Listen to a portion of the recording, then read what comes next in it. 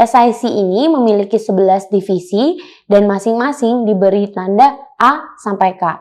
Sebagai contohnya, misalnya divisi A meliputi perkebunan, pertanian, dan perikanan. Atau misalnya divisi B itu berisi pertambangan dan lain-lain. Masing-masing divisi ini akan terdiri atas beberapa kelompok industri utama dan diberi kode 2 digit. Sedangkan untuk kelompok industri masing-masing divisi itu terdiri dari 3 sampai 5 digit kode SIC.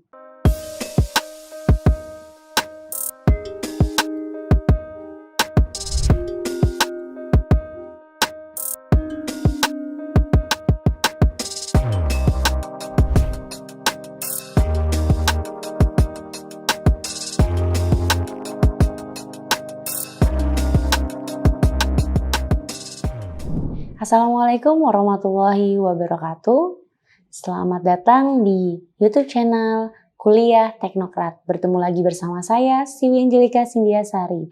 Pada kesempatan kali ini, kita akan membahas mengenai salah satu analisa di dalam top-down approach. Tujuan bab ini adalah memperkenalkan analisis sekuritas tahap kedua dalam top-down approach, yaitu analisis industri. Sedikit mengingatkan teman-teman, di pertemuan sebelumnya kita membahas mengenai top-down approach, yaitu salah satu pendekatan yang digunakan dalam menganalisis sekuritas, yaitu menggunakan analisis fundamental. Seperti yang bisa teman-teman lihat di layar bahwa top-down approach itu dibagi menjadi 3. Kemarin kita sudah bahas mengenai analisis ekonomi, dan yang hari ini kita akan membahas tentang analisis industrinya. Di pertemuan selanjutnya kita akan membahas mengenai analisis perusahaannya.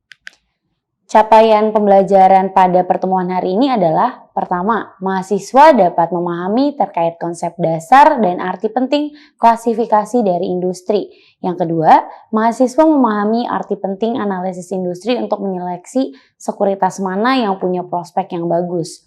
Kemudian yang ketiga adalah mahasiswa mampu memahami metode yang digunakan untuk mengestimasikan tingkat keuntungan atau earning per share, serta earning multiplier masing-masing industrinya. Dan yang terakhir adalah mahasiswa mampu memahami tingkat persaingan dalam industri, efeknya terhadap return industri yang diharapkan. Selanjutnya, kita akan mulai membahas mengenai analisis industri di dalam top-down approach. Analisis industri merupakan bagian dalam analisis fundamental yang dilakukan setelah kita melakukan analisis ekonomi. Dengan kita melakukan analisis industri, maka investor atau kita itu bisa membandingkan kinerja dari berbagai macam industri untuk mengetahui jenis industri mana sih yang mempunyai prospek yang baik untuk dapat kita berikan investasi. Setelah kita melakukan analisis industri, investor akan dapat menggunakan informasi tersebut sebagai masukan untuk mempertimbangkan saham-saham dari industri mana nih yang punya prospek yang bagus untuk dimasukkan ke dalam portofolio investasinya. Selanjutnya, istilah industri itu sudah banyak banget dikenal. Contohnya ada industri otomotif, industri farmasi, industri makanan, dan lain-lain. Tetapi pada dasarnya ketika kita ingin mengelompokkan industri itu tidaklah sederhana, jadi nggak mudah. Seperti yang kita bayangkan. Permasalahan tersebut semakin rumit karena banyak perusahaan yang punya lini bisnis yang berbeda-beda, sehingga akan sulit untuk menentukan jenis industri mana atau apakah perusahaan tersebut benar-benar masuk ke dalam industri tersebut. Oleh karena permasalahan yang ada, yaitu sulitnya perusahaan untuk dikategorikan ke dalam suatu industri karena banyaknya lini bisnis, analis dan investor memerlukan metode yang dapat digunakan untuk mengklasifikasikan industri dengan tepat. Salah satu sistem klasifikasi industri yang terkenal adalah Standard Industrial Classification atau SIC, yang didasarkan pada data sensus dan pengklasifikasian perusahaan berdasarkan produk dasar yang dimiliki. SIC ini memiliki 11 divisi dan masing-masing diberi tanda A sampai K. Sebagai contohnya, misalnya divisi A meliputi perkebunan, pertanian, dan perikanan. Atau misalnya divisi B itu berisi pertambangan dan lain-lain. Masing-masing divisi ini akan terdiri atas beberapa kelompok industri utama dan diberi kode 2 digit. Sedangkan untuk kelompok industri masing-masing divisi itu terdiri dari 3 sampai 5 digit kode SIC. Selain SIC, terdapat sistem yang digunakan untuk mengelompokkan industri, yaitu Standard and Poor Corporation, yang mengelompokkan industri ke dalam 113 kelompok dan klasifikasi industri versi value line yang mengelompokkan industri dalam 90 industri. Di Indonesia sendiri itu ada standar pengelompokan industri bagi perusahaan-perusahaan, yaitu Jakarta Stock Exchange Sectoral Industry Classification atau kita sebut sebagai JASICA. JASICA ini terdiri dari 9 divisi dan masing-masing divisi itu dibagi lagi menjadi kelompok industri utama dan diberi kode 2 digit. Teman-teman bisa lihat di layar bahwa ini adalah klasifikasi industri di Indonesia. Ada bidang pertanian, ada sektor pertambangan, industri dasar kimia, aneka industri, selanjutnya. Dan masing-masing industri ini punya subsektornya masing-masing. Ada di pertanian ada pertanian, perkebunan, peternakan, perikanan, dan lain-lain. Kemudian di pertambangan ada pertambangan batu bara, minyak, dan lain-lain. Kemudian di dalam industri dasar dan kimia itu ada semen, keramik, gelas, dan porselin, dan lain-lain. Dan di aneka industri ada mesin, otomotif, tekstil, dan lain-lain.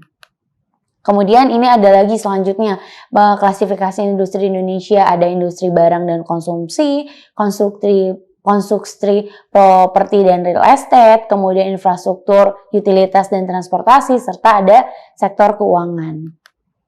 Dan yang terakhir ini adalah perdagangan dan jasa. Selanjutnya, kenapa sih kita penting untuk menganalisis industri?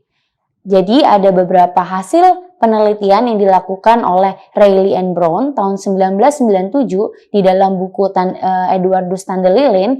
Itu ada penelitian yang membuktikan bahwa kenapa sih industri itu penting, kenapa sih kita menganalisis industri itu penting. Jadi yang pertama adalah industri yang berbeda mempunyai tingkat return yang berbeda pula.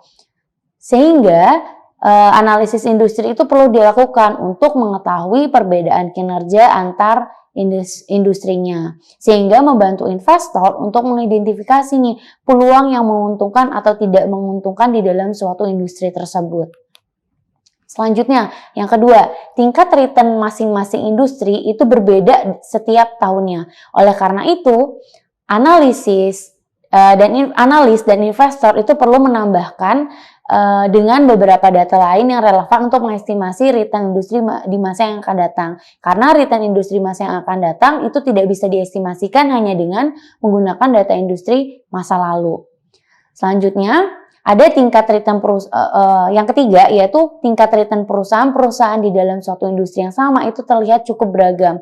Hal ini menunjukkan bahwa analisis industri juga perlu diikuti dengan analisis perusahaan, yaitu nanti ke dalam tahapan top-down approach yang ketiga nantinya. Selanjutnya, yang tahapan keempat, bahwa tingkat resiko itu berbagai industri itu juga beragam, sehingga analis dan investor itu perlu mempelajari dan mengestimasi faktor-faktor resiko yang relevan untuk suatu industri tertentu, seperti halnya estimasi return. Hal kelima yang penting adalah tingkat risiko suatu industri itu relatif stabil sepanjang waktunya, sehingga analisis risiko berdasarkan data historis dapat digunakan untuk mengestimasi risiko industri di masa yang akan datang. Dalam melakukan analisis industri, investor itu perlu menilai suatu industri dan menentukan return yang diharapkan dari suatu industri yang akan kita analisis. Dengan menilai return yang diharapkan, maka investor itu akan menentukan peluang investasi pada masing-masing industri, yaitu industri mana nih yang memiliki prospek yang baik. Salah satu cara yang kita gunakan untuk mengestimasi return industri yang diharapkan dari suatu industri itu bisa digunakan dengan pertama, estimasi EPS atau earning per share yang diharapkan dari suatu industri. Yang kedua adalah estimasi PER Price Earning Ratio atau PE, yang diharapkan atau disebut juga sebagai Expected Earning Multiplier Industry. Jika hasil kedua estimasi tersebut dikalikan, maka akan diperoleh nilai akhir yang diharapkan dari suatu industri. Dengan mengetahui nilai akhir yang diharapkan, maka kita akan menentukan nih tingkat return yang diharapkan dalam suatu industri. Hal tersebut dapat dilakukan dengan cara yaitu nilai akhir yang diharapkan yang sudah kita dapatkan tadi, itu ditambahkan dengan dividen yang diharapkan dari suatu industri. Kemudian kita bagikan dengan nilai awal industri tersebut pada periode sebelumnya. Dengan membandingkan antara return yang diharapkan dengan return yang diisyaratkan, maka kita dapat menentukan industri mana nih yang layak untuk kita investasikan. Dalam pembuatan keputusan investasi, sebaiknya kita memilih industri-industri yang mampu memberikan return yang diharapkan lebih besar dibandingkan dengan return yang diisyaratkan. Kemudian, untuk estimasi earning per share industri, ketika kita mengestimasikan EPS, kita perlu mengestimasikan penjualan per lembar saham dari suatu industri terlebih dahulu. Ada 3 teknik yang digunakan dalam melakukan estimasi tingkat penjualan, yaitu pertama, daur hidup industri, kedua, analisis input dan output, terakhir adalah hubungan antara industri dengan ekonomi secara keseluruhannya. Ketiga teknik tersebut sifatnya saling melengkapi, sehingga investor itu dapat mengkombinasikan ketiga teknik ini untuk dapat menggambarkan secara lengkap mengenai posisi dan prospek industri dalam berbagai skenario. Oke, kita bahas satu-satu mengenai 3 teknik untuk melakukan estimasi tingkat penjualan. Yang pertama, menggunakan daur hidup industri. Tahapan perkembangan industri dapat digunakan untuk mengestimasi besarnya penjualan. Untuk mengestimasi penjualan industri, kita perlu menentukan lamanya waktu masing-masing tahapan dalam daur hidup industri. Teman-teman bisa lihat gambar yang ada di dalam video bahwa ini adalah tahapan-tahapan di dalam daur hidup industri. Kita akan bahas satu-satu, yaitu dari awal tahap permulaan. Tahap permulaan yaitu tahap masa awal-awal perkembangan industri. Pada tahap ini, pertumbuhan penjualan itu sangat kecil dan profit yang dihasilkan itu kemungkinan akan juga negatif atau kecil karena perusahaan itu masih ada di dalam tahap awal, jadi masih banyak mengeluarkan dana-dana yang besar untuk menutupi misalnya biaya promosi dan biaya-biaya pengembangan, biaya marketing, promosi, pengembangan dan lain-lain. Ketika kita sudah masuk ke dalam tahap permulaan, kita akan naik nih ke dalam tahapan pertumbuhan. Di tahapan pertumbuhan itu masa di mana penjualan itu tumbuh sangat cepat. Di mana pada tahapan ini permintaan itu semakin meningkat.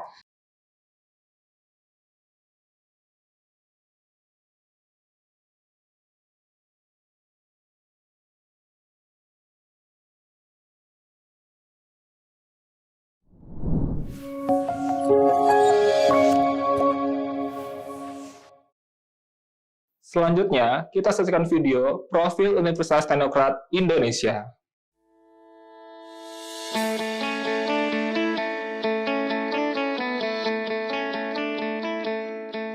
Lampung, the Treasures of Sumatra, is a province that becomes the gateway to the Sumatra Island. Lampung has 2 municipalities and 13 districts, consisting of 234 sub-districts. The province, with an area of 35,587 kilometer squares, owns millions of extraordinary natural beauty.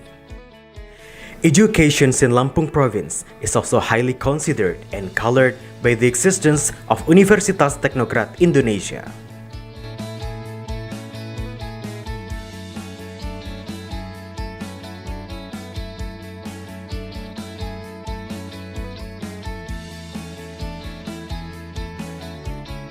Universitas Teknokrat Indonesia has 3 faculties and 12 study programs.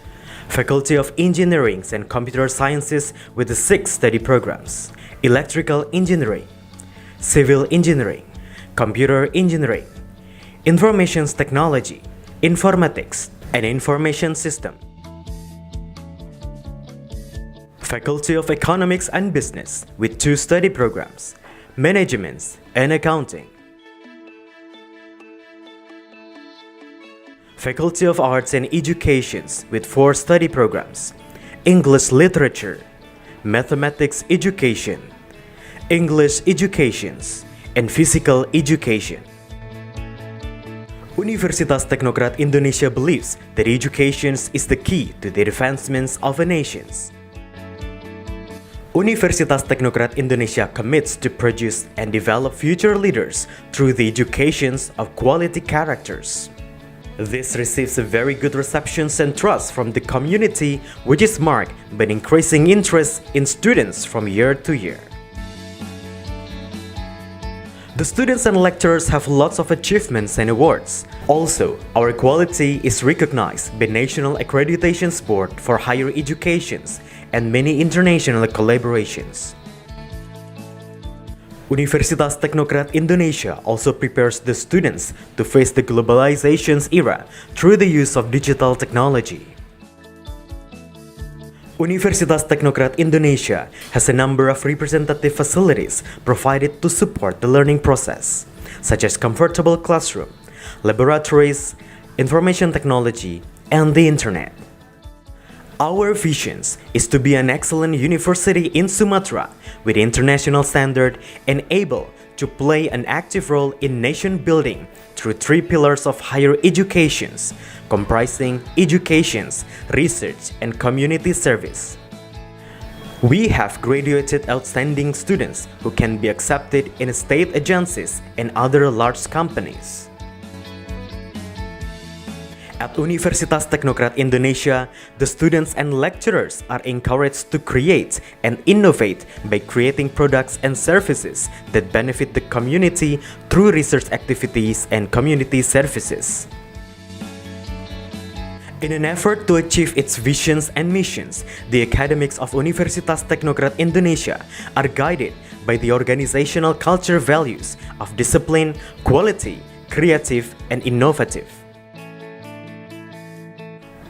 To support the quality of learning processes, we have very complete and sophisticated facilities, including digital-based smart classroom, hotspot in campus area, sport facilities, auditorium, and students' hall.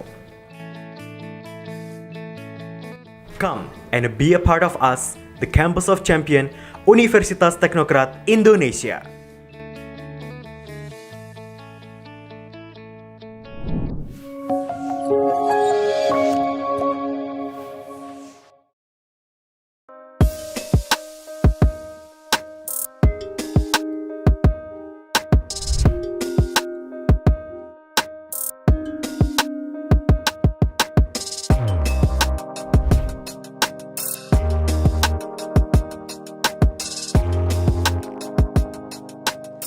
Terima kasih sudah menyaksikan video pembelajaran ini. Jangan lupa like, komen, dan subscribe, serta nyalakan tanda loncengnya agar kalian tidak ketinggalan informasi update lainnya.